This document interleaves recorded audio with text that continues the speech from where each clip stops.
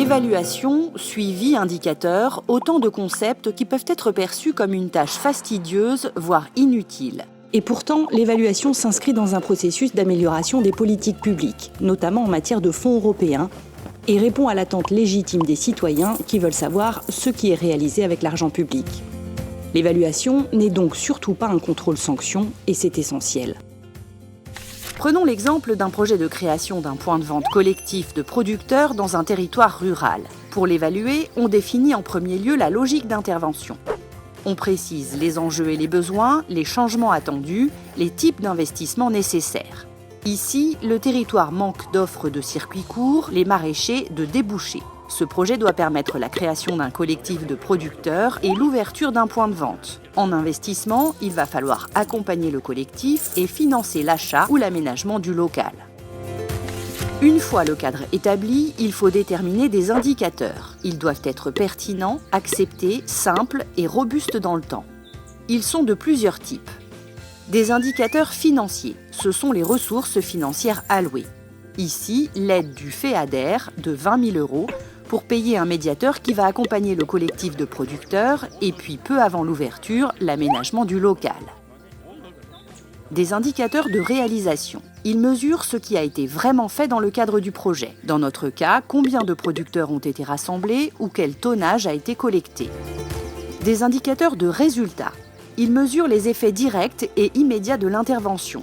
Ici, le nombre de clients touchés par rapport au territoire d'approvisionnement du point de vente ou le pourcentage de produits bio sur le chiffre d'affaires global.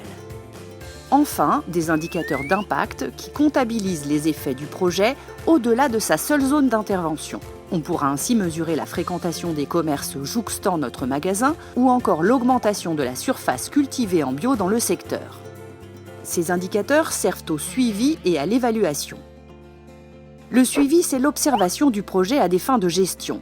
Quel financement, quelle réalisation? On dira ainsi de combien d'aides ce projet a bénéficié, combien d'ateliers de travail ont été menés avec le collectif, quel est le chiffre d'affaires du point de vente ou sa fréquentation. Le suivi note mais ne juge pas. L'évaluation, elle, porte un jugement. Elle répond aux questions « Qu'est-ce qu'on a fait ? Est-ce qu'on l'a bien fait ? Et peut-on l'améliorer ?» Au-delà des données quantitatives, l'évaluation peut mixer les méthodes et intégrer des appréciations qualitatives ou des approches participatives qui associent tous les partenaires à la démarche d'évaluation.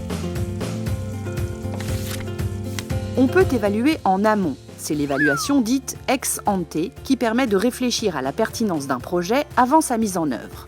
Mais on peut aussi évaluer en cours de route, in itinéré.